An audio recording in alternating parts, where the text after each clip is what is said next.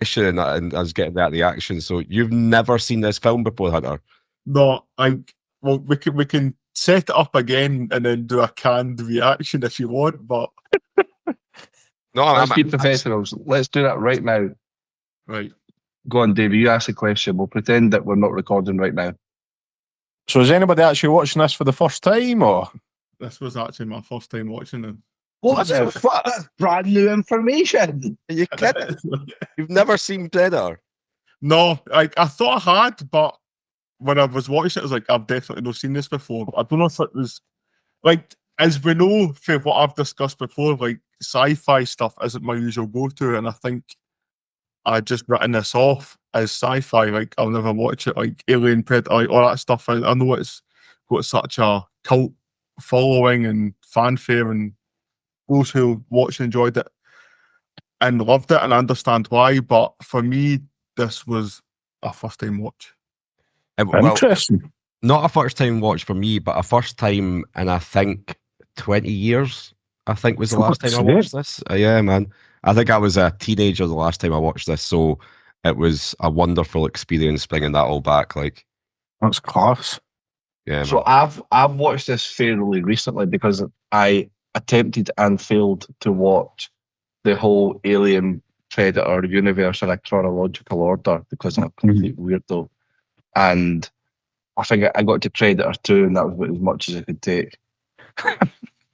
See, well, I suppose we probably will touch on Predator 2 a little bit at some point, but Predator 2 was kind of like, in that time period, the sort of late 80s, early 90s, you were getting a lots of like action movies in cities, like Cops, like Lethal Weapon and like all that sort of stuff. And it was like that, but with a fucking Predator in it. That's kind of what it was like. Whereas this is like the OG, man. The Predator's fucking natural landscape where he wants to be, hunting down fucking humans. Well, let's properly introduce it then, since we are up and running. Welcome into another episode of Morons Reviewing Movies. We have an additional moron this week. Dave has decided to join us along to review the movie Predator. Now, not the movie Roadhouse starring the Predator Conor McGregor. You fucking I had the same joke running in my mind there when you were introducing it. Bunch of morons. This is a Predator movie from 1987, which starring Big Arnie. A team of commandos on a mission in a Central American jungle find themselves hunted by an extraterrestrial warrior. I think a good starting point then would be, once again, second week in a row, come to Hunter, as it is his first experience of watching this. You are, however, forgiven because I reckon majority of Big Arnie's movies, the posters look the exact same, just him with some jacked up muscles holding a gun. That was his career in a nutshell. There were some incredible movies around this point that he was in that I loved growing up. Do you remember Commando? That was Commando. Oh, great Running Man. Yeah, that also had Jessica. And then obviously now on topic, Running Man is now being remade and filmed in Glasgow as we speak. Yep. Is it, eh? Aye. Like now. I always like, I mean, it's Glenn Powell is going to be the main character in it, I believe. Who? Glenn Powell, he's in that film with Sydney Sweeney, that's all I know Glenn Powell is. Oh, right, okay. And what's that film? Anyone But You. It's a romantic comedy. He just a movie with Sydney Sweeney. Sorry I don't speak moron as well as you, but let me try. What the hell is supposed to do, you moron? It's a moron. That's not against the law. Gun! You fucking moron! Dressed up like Batman. Because he is Batman, you moron. What are you, a fucking moron? Huh? You moron. Drop dead. Moron. Whoa! Up here, you morons. Stepping morons like yourself. Be down, you moron! Hey, moron! We'll move on swiftly. We can cut that, please. Aye. That, or you can sleep on my couch because I'm out of my bed anyway. That couch has never seen an arse for months. Oh, what did you think, Hunter? Right, so going into this, like I said, I was sceptical, thinking it was a sci-fi film going in, but again, for the first hour, the only glimpse you really have is that opening scene where you see the spaceship just travelling, and then that's it. It's left to nothing, and then you think you're watching like a Vietnam shoot 'em up. Essentially, is what you think you're tuning into when you see they bring the commandos in. The ministers went missing. That's it. They're putting these boys to come save this guy, and then sort of builds up. And I mean, for me, all I kept thinking was this was just like a mashup of Jaws and Apocalypse Now. It's a good description. Watching That. it. So obviously you've got the big build up, and you've sort of seen life through Predator's eyes every so often, just like the picking everything up, and it's adding to the suspense, which is good. And then obviously he just picks everyone off sort of one by one, and takes it from there. Obviously, then I mean that's what it is. I mean, essentially that build up from the allure of what Predator is, and then you finally you get glimpses, you get the odd wee bit here and there, but you get that proper introduction once he's picked everyone off. And obviously it is just building up to Arnie versus Predator for that final half hour, which is very Apocalypse Now, even with like the mud over the face and body. I mean, it's very that. And I mean, for me, we might touch on it, but obviously we kind of maybe had all watched it for this, and we never recorded the podcast for it. And I'll maybe just throw this out there just when we're on the subject of it. But for me, Apocalypse Now, for an older film that was a first time watch, blew my mind. Like, I thought it was amazing. Yeah, but then obviously this is like that, but with a shark. I know, that's what I mean. It's kind of, I feel like it was diluted, but I can also appreciate what has happened here. Like, it definitely doesn't have. Has It's that. not got the acting, has it? It's not got the acting. No, chops of Apocalypse Now.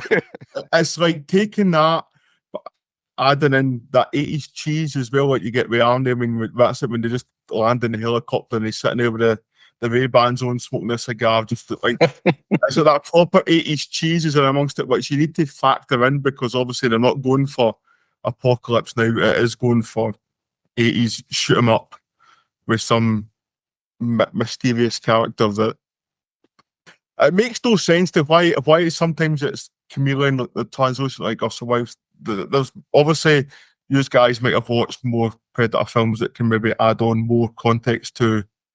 So I suppose Kyle will know more than this, but the context essentially is that the Predator is from a species of beings that are tested by going to planets and hunting various challenging things to hunt. So that's why there's the little things like he doesn't attack the woman because she's not got a gun until she eventually picks up a gun like a fucking idiot.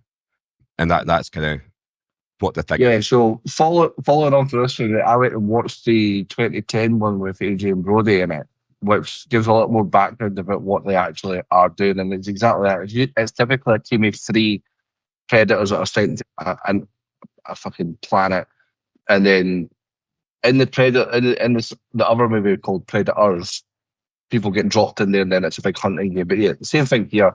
This has obviously been dropped in there and it's hunted this village and hunted loads of people, and then you send in Big Arnie to go hunt the Predator.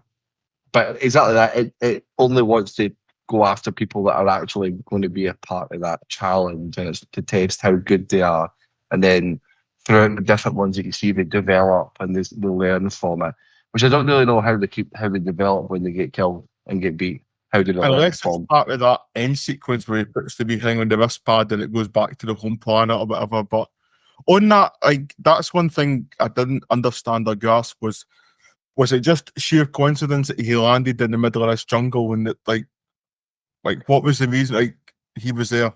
So it's never explained in this movie at all, but they have no background or whatsoever in it, which I actually quite like about this. And this is very 80s in this, where the later ones that I've seen with this, where they spend so much time explaining what's going to happen, whereas this one just drops you straight in.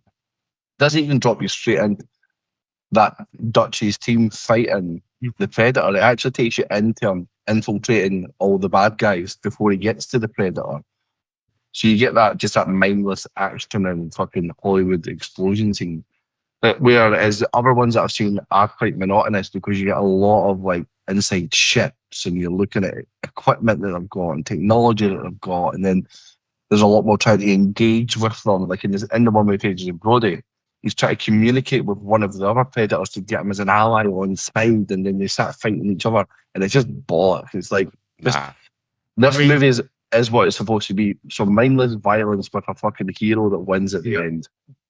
I mean, that's what it is. It's a generational thing like that. Like, in the 80s, this just washed. That was it. That was taken given. But the more life developed, people are wanting, what's the backstory? How's he there? Like, that's it. And I think that's why, if you take this for what it is, and its innocence for as innocent as it is, it cuts the mustard, whereas others might not. I think that's actually one of my biggest pet peeves in movies and TV shows and media in general now, is that there's this craving for prequels in the background and how did they get there and what's it? I don't give a fuck, man. Like, there's guys in a jungle that are all fucking badasses that are going on a mission getting hunted by a fucking alien. I don't need to care. I don't give a fuck where the alien came from. I don't know, give a fuck about anything like that. Just let us have the little moment and then it finishes and that's it. And just, you don't need to know everything. Like, Terminator's a good example, right? You get a little bit about Terminator, but see, by the time you've got to the third and fourth and like, who gives a fuck, man? Like, I don't give a shit about how it all came about. Like, there's a robot here and he's fucking trying to kill this woman, right? That's it. That's all I give a shit about. And it's the same with this. That's why I love it, is simplicity. That's what I was meaning. I think it's a generational thing. It's like, it's the more life is developed, or society is developed, that there's this thirst for, why are people where they are in movies and TV shows? Like, there's a thirst for you to know every single thing about a person or a being. Whereas sometimes if you just go back and watch this as if you were from 1987, take it as the innocence as it is, and you can enjoy it a lot more than without that. Oh, why is he there? The thing is, if you're that way inclined as well, you could put jigsaw pieces together. That jungle was obviously full of that Viet Cong, so he probably, or his species probably knew that, and that's how he ended up there. So if anybody's that way inclined that they need all the wee intricate details, that's your easy answer.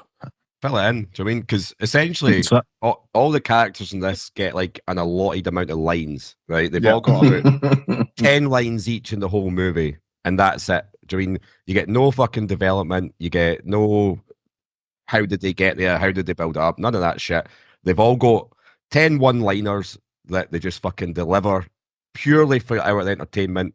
Do you mean not ways that anyone would ever actually speak to anybody else in real life? Do you mean it is just like delivered straight to the fucking camera for us to enjoy? Here's a fucking funny one-liner.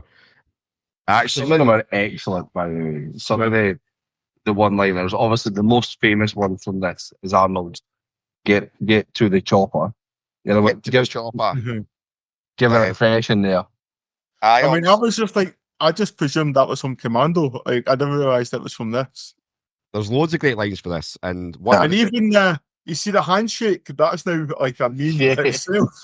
The most famous handshake in any movie of all time is that handshake, and it is outrageous. Do you mean it is fucking so over the top? But the reason we chose this movie was because it was starring a professional wrestler, right?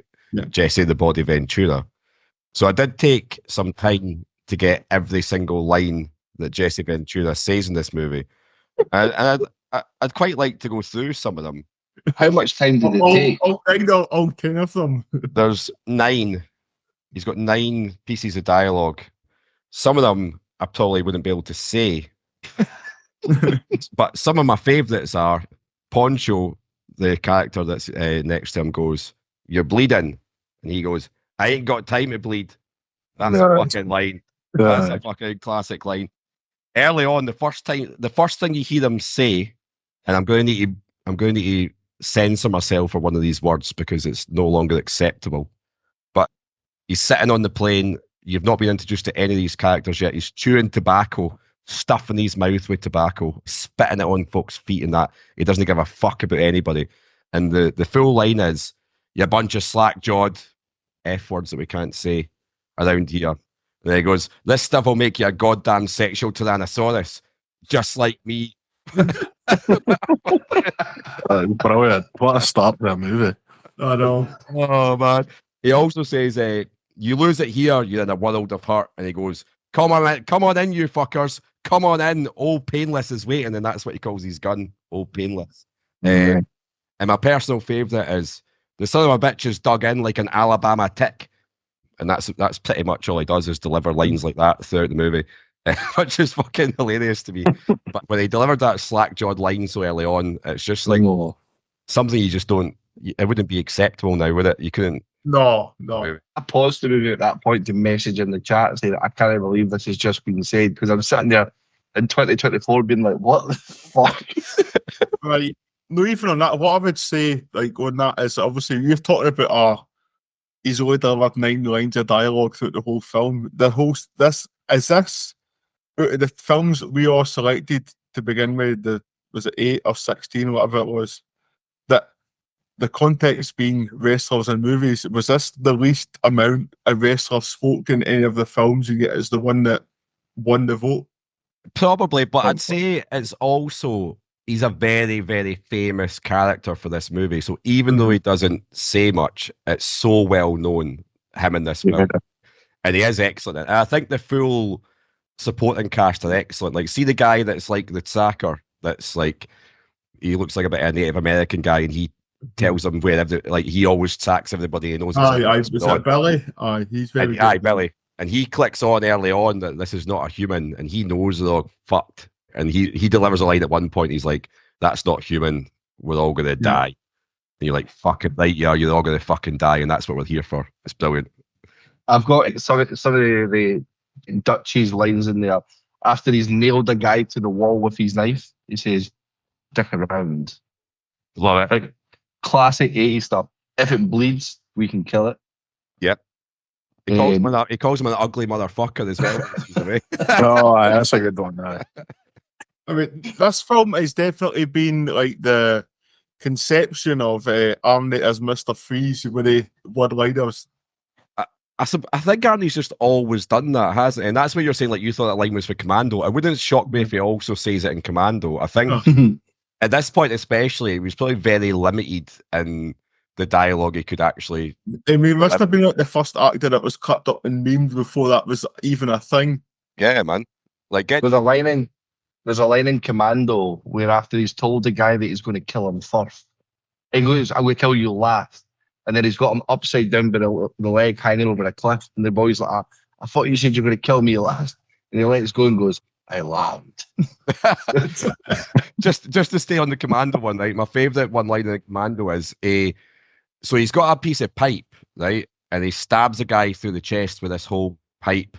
Now, this pipe's not attached to anything, so how this happens, I don't know. But he stabs him with a pipe, and then steam comes out the pipe. And he's like, "You need to let off some steam."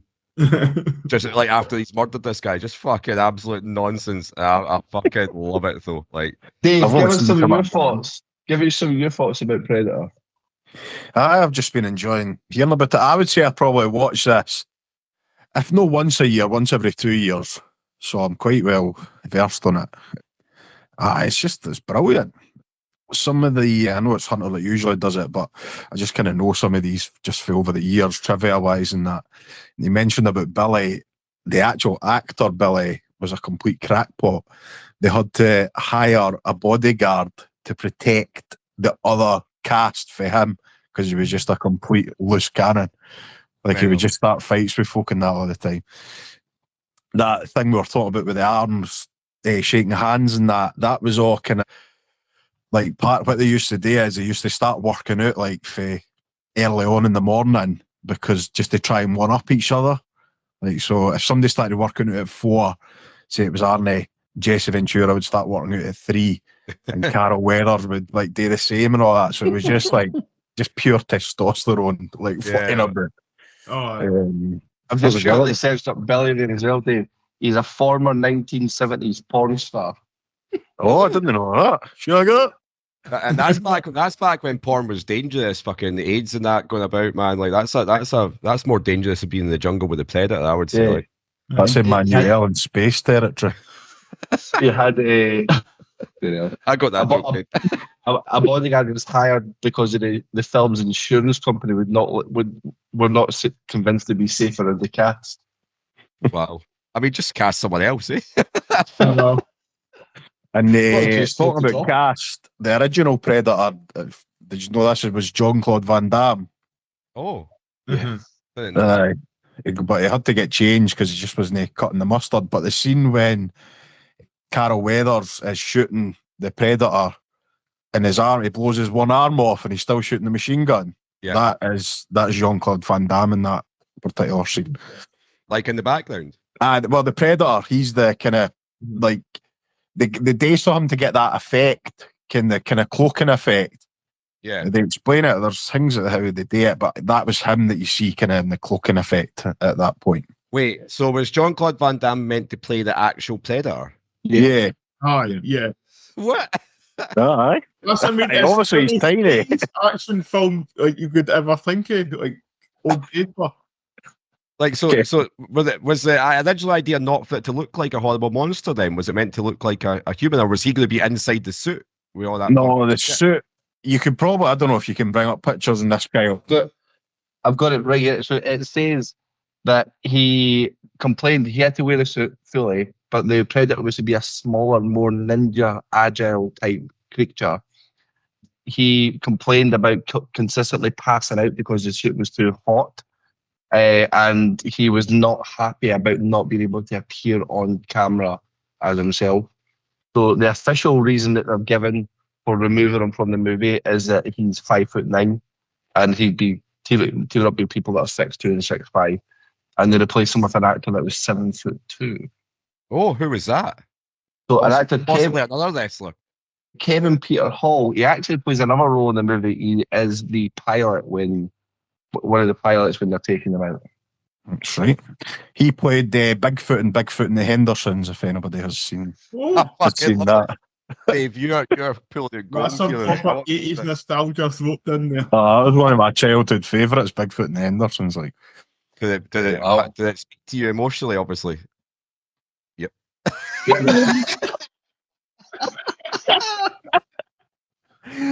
at that point, I was only 6'5" or something. You're only like 11 or something. So if you mentioned, David, about like the testosterone-filled environment, one of the pieces of trivia that I did see about it was the Jesse Ventura being delighted that the wardrobe department told him that his arms were 1 inch bigger than Arnie. Yes. Then they suggested to Arnie that they measure their arms and the winner gets a bottle of champagne for Ventura to then lose because Arnie had told the wardrobe department to lie to him. Amazing. Because Arnie, because Jesse Ventura, I'd assume, has got a much bigger frame than Arnie. Because see, when you see Arnie doing his guest appearances in the WWE that he's done a few times, he's not that big. Obviously, defined wise, he's fucking huge, like muscle wise, his frame. But I think he's only like 5'10" or maybe 6 foot. 6'2". But that's his build height. There's no way he's actually 6'2", because I saw him standing next to Triple H and he looked like a midget. it does seem quite tall for. I don't think he's that tall. That's his gimmick height, because he's definitely he's a 5'11". He's 6'2" on Tinder, and or Grinder. Well, you slack jaw. Over here. The whispering at the top of it. But overall, this is just fucking brilliant. Eh? This is turn your brain off, leave it at the door, go in and just have a fucking great time.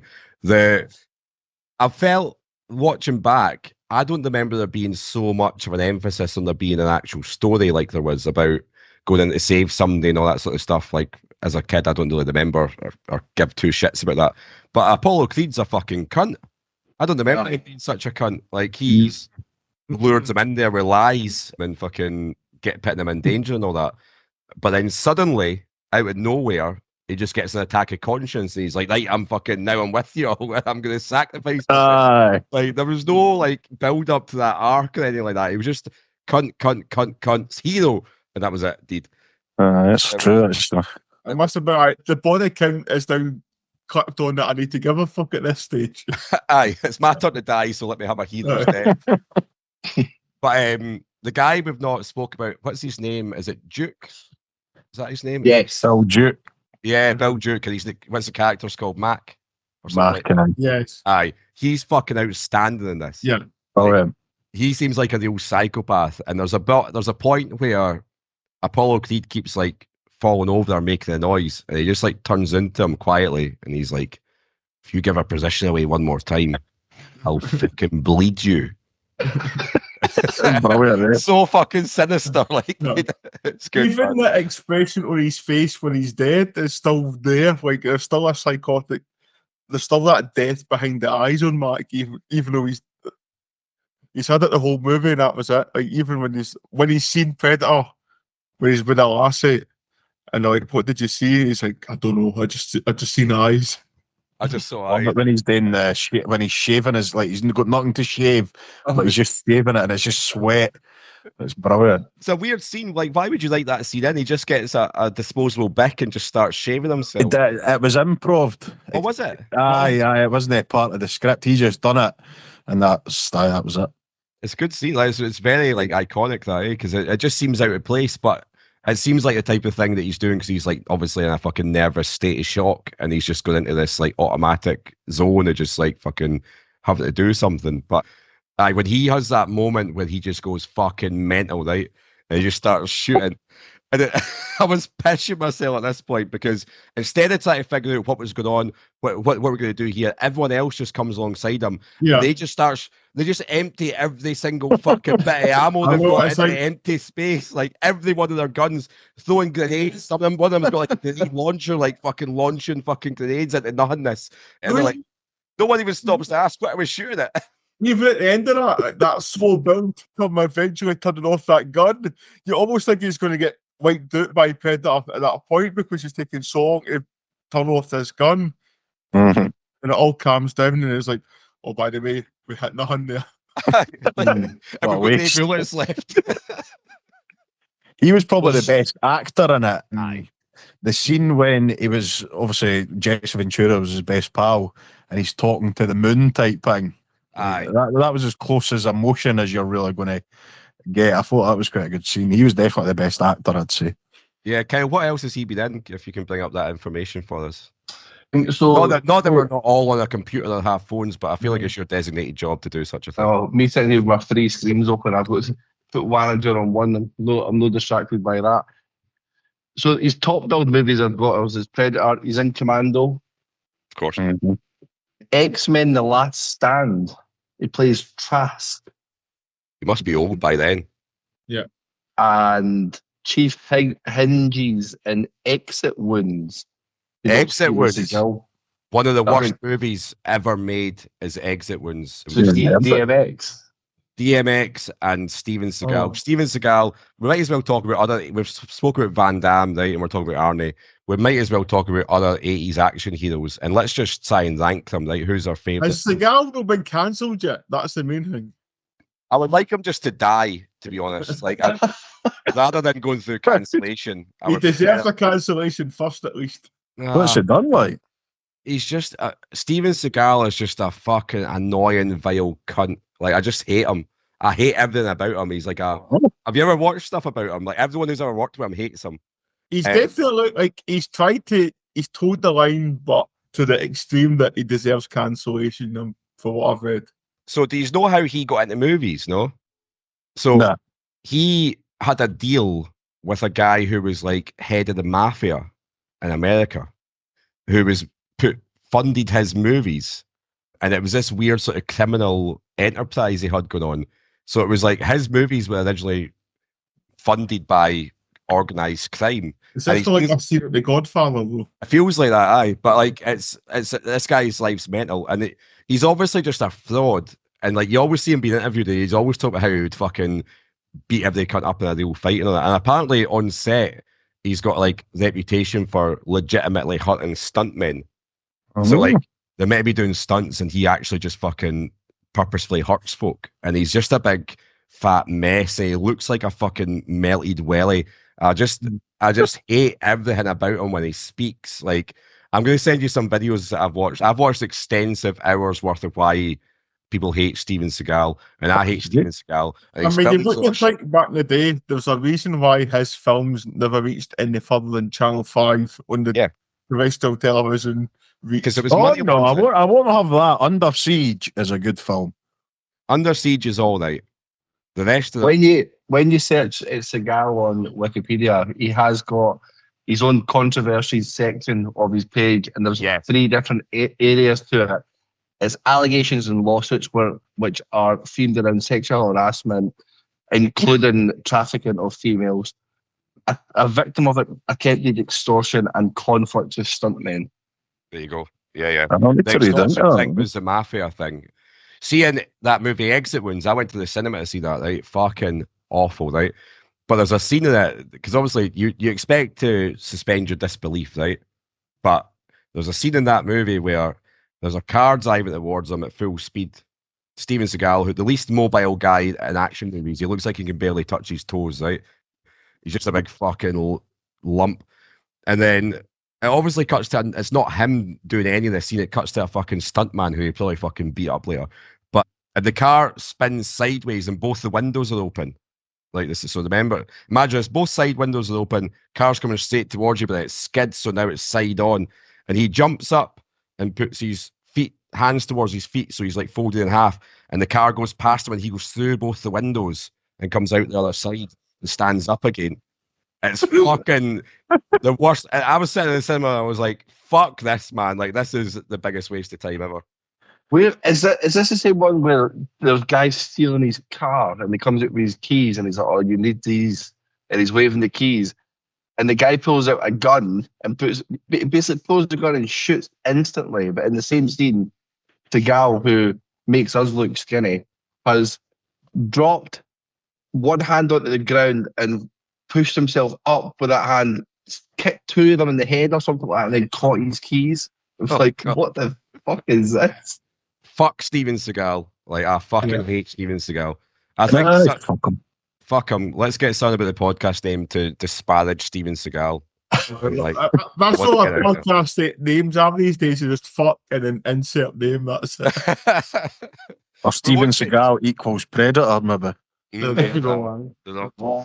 I'd already taken down Sexual Tyrannosaurus as the name of the podcast. Okay, that's fair. I'll take it back. That's a better Sexual Tyrannosaurus equals Steven Seagal. That's giving him too much credit. I bet he fucking comes into his bedroom like this day with the tiny horns. He's also he also plays bass in a blues band, Steven Seagal. And they toured and played a gig on a boat in Glasgow a few years ago. And I thought about going just so I could possibly like throw an egg at Steven Seagal, but I didn't quite get down to it. You should just just buy a ticket, just date for the side of the cloud. I just do it for Zyland. Oh. But at the end of the movie, not that we care about any sort of plot holes, I don't give a shit about them, but there are some, right? Yeah. Like, how did she end up on the plane? Like, even how did the plane know where Arnie, or the helicopter even, how did it know where people were? Because from what I gathered, all forms of communication had died at that point. That was touched on, to be fair.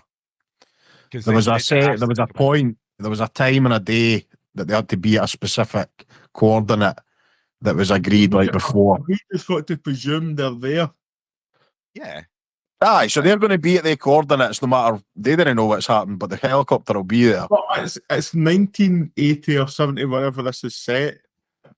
How do you know where you are? They've all got maps, they've not got phones. How do you know you're there? Hunter, it's only the 80s, not the 1780s. The 70s or the 80s, like what is it set in Vietnam? Is it set in like the kind of get fire? I think it's actually set in Central America. We've mentioned like Viet Cong and Vietnam. I know, that's what I mean. That's what I mean. The 70s, that's what I mean. So 80s would put, to me, would allude to the fact that it's set in some form of Southern America. Yeah, that's what it is. It's in like Central America somewhere. I don't think it actually says the country at any point because that doesn't matter. I was more thinking plot hole wise, right? If you are a badass universal hunter that goes around planets all over the galaxy hunting things, and you can't see someone covered in mud. I know. That is what the fuck. Come on, the fuck. Mud does not cancel the body heat. Somebody radiates, which is your main thing for catching folk for. Also, Even I that, really like that scene though. I must say, I really. It's worth it. Aye, it's good. but So I re- what you're saying, Daniel, even that whole right. So Predator is he can just like look at you and kill you. He can just fire a bullet for his eye and kill you. But he toys with Arnie. Like he disarms himself to almost make it a fair fight. In this famous sense, why?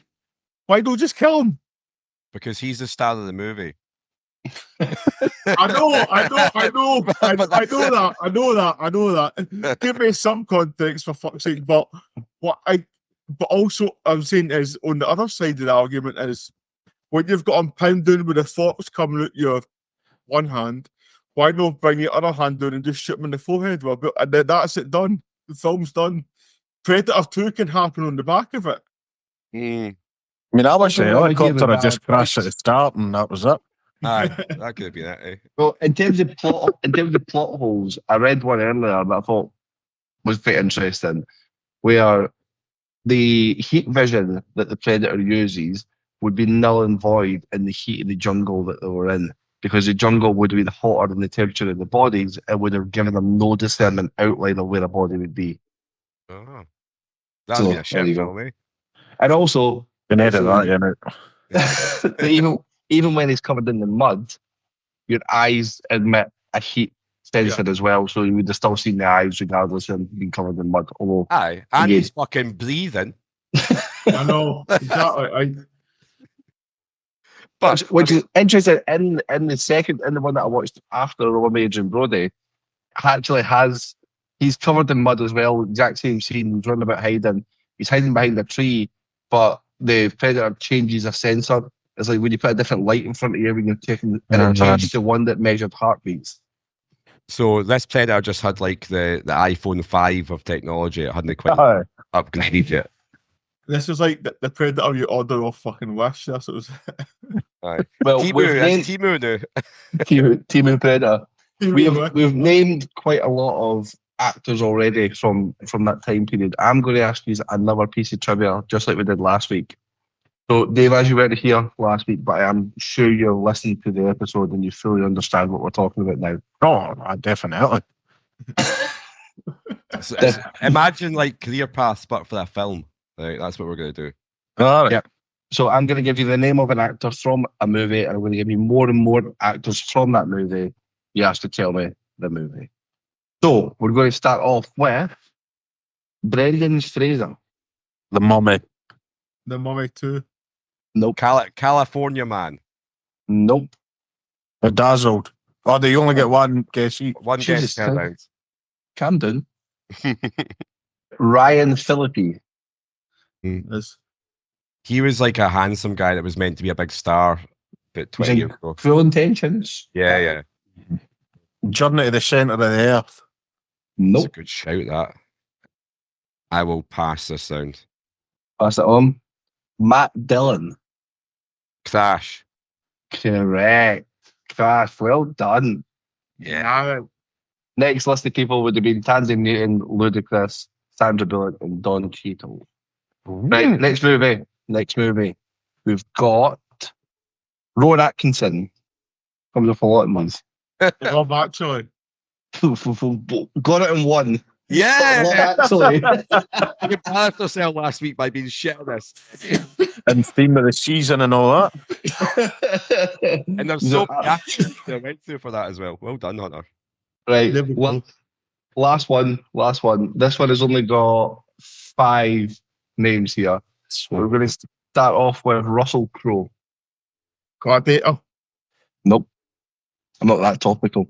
Les Miserables. Nope. Great movie. American Gangster. Nope. Danny DeVito. Oh. The Pianist. Nice Guys. Nope. What'd you say, Hunter? The Pianist. Nope. Not The Pianist. So, okay, I can't any other Russell Crowe movies, to be honest. I'm out. Kevin Spacey. Oh. So Russell Crowe, Danny DeVito, Kevin Spacey. As a homemade abuse video for the dark web. Correct. Got it from Steven Seagal. This is definitely a what do you call it, House of Cards bonus episode. This is a movie we have actually reviewed. Okay. What? How did it score compared to? Wait. We've It was reviewed just a film beside with Back to the Future. Danny DeVito and Kevin Spacey. And that's- Russell Oh, Crowe. is it The Usual Suspects? Nope. Danny DeVito's no in that, but I was like, I'm trying to think what else we've done. Are they voice Cameo. actors in this film? No more clues. Okay. Next. Next actor is Kim Basinger. Yes, I've got it. LA Confidential. Correct. There we go. Wow. Guy Pearce be the last name that we're going to give on there as well. And well done. That was much better than last week. Last week was an absolutely disaster. But on I will that get- subject, Kyle, who is Kevin Basinger? Was it no Kim Basinger? As I That's what he said, said. He did say I Kevin. thought it said Kevin Basinger. I'm going to replay the part right now where I said Kim Basinger. Just to stick it up here. You don't have to do that. I'm not editing out the bit earlier. I think Fine. Hunter might have misheard you because he'd maybe had a few too many beers, but I've only had one beer, one delicious beer that I got from Beer 52. And do you know how I got it? I got it for fuck all. How else do you get beers for fuck all, Kyle? What you do is you head over to beer52.com/morons. That's MORONS for those morons that cannot spell. Place your order and get your free case of beer. Me and Hunter are clearly out of our fantastic Beer 52 and having to settle for second class beers, but we're enjoying them all the same. Come on, do it. Do it. Go to beer52.com. Come on, do it. That is absolutely made my night, Dave. That is the name of the podcast. Do it. Oh man, I love that. I was going to suggest before we go to scores, let's come up with a category for the next vote, and I'll stick it up tomorrow. Okay. We'll have it in place Because again. what I would say in the options of category, and as much as I love our community, as small and as big as it is at times, we need to have control to keep our engagement, to keep providing content. We can't You're right there, Hunter. disassociate. We need to, if you want our content to keep coming, at least let us have enough that we can still enjoy films that we want to watch to put content for. That moment reminded me of the very first time we went on Twitch, right? I don't know for this, but we went on Right. Twitch the very first time, and Hunter turned up absolutely smashed. Are you smashed or? No, I'm fine. I'm just because I've had a couple of beers. I'm just taking a bit longer to vocalise. I've heard you saying I'm fine before in your company. Aye, to be fair, I'm not fond beside the plough. I get the gist of what you're saying. So what I'm suggesting is we'll do a vote this time where we get two winners, and that way we can be a week ahead, and that way we always can be planning, because that's what we were doing before, and that kept us ahead of the game, right? Mm. So if we can come up with something where we get 16 movies, and we'll get two winners, and I'll do the vote, because we used to always do a 16 vote, and there was always two winners. So that way we can have a couple of things lined up. So Right? can we have the first category being lead actors who are arseholes? Yes, English, absolute cunt. We'll call it cunts in movies.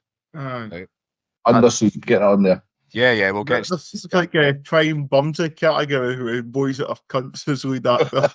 But you can get like Kevin Spacey, you can get obviously Steven Seagal, you can get anyone that's been Hanks. involved in a No, Tom Hanks, come on. I don't believe any of that shit. Tom Hanks is a fucking treasure.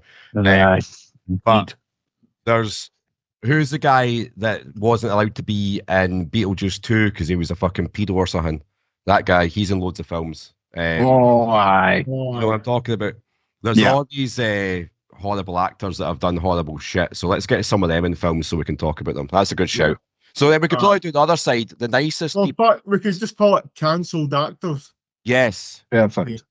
Okay, let's do cancel. Perfect. His drunk brain is still working.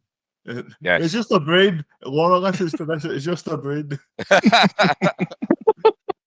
So we'll get a wee category put together, and we'll do cancelled actors, and we'll do something else or whatever, and we'll get a couple of movies in the fires and the coals warming up, I'm just going to keep saying stuff till someone else says something. To keep the festive fire burning. That's it.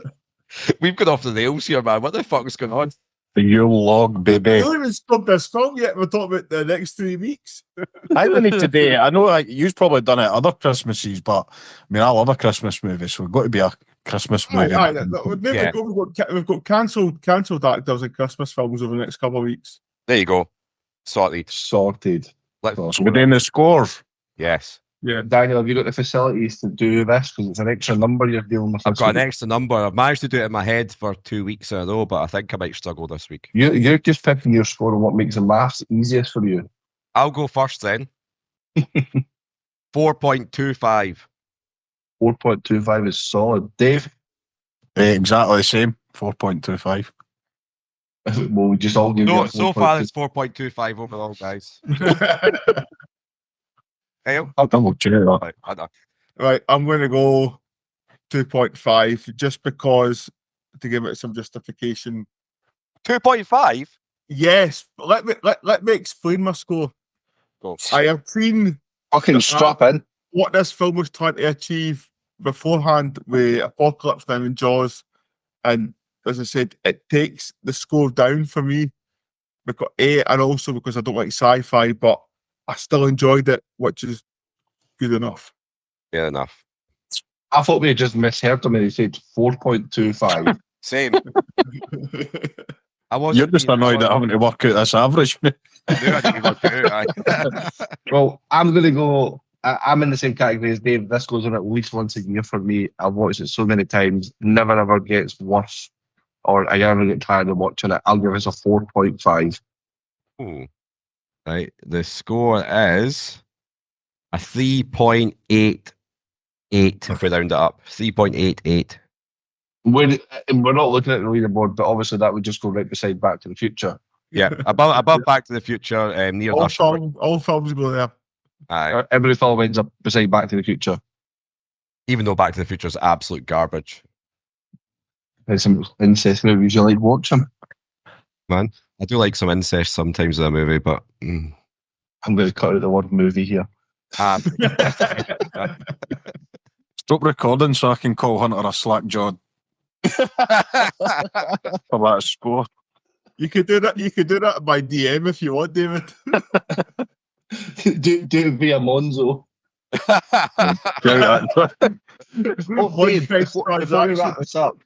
Before we wrap this up, we did have an important question that we asked you last time you were on, and we were going to do a follow-up. We were going to discuss the toilet habits of an away bus with Sterrismere. Oh yeah, is anyone David, you'll have some insight. Somebody did poop the other week. Oh, aye, sure they did, aye. A young man who might actually end up watching this, because I was getting told on Saturday just gone that him and his brother watched our last episode. Well, the one that I was on, and I think they watched another one of your recent ones that I wasn't on. So they might tune into this as well. But aye, you were in the toilet doing a shite. You know who you are, and I'll be seeing you on Saturday about it. Okay. And aye. But it's a short trip on Saturday to Irvine, and that's only about an hour odd, so shouldn't have been in that shit then. You going to that, Hunter? No. I'm away for work. Look forward to that being cancelled and you being at the football on Saturday, Hunter.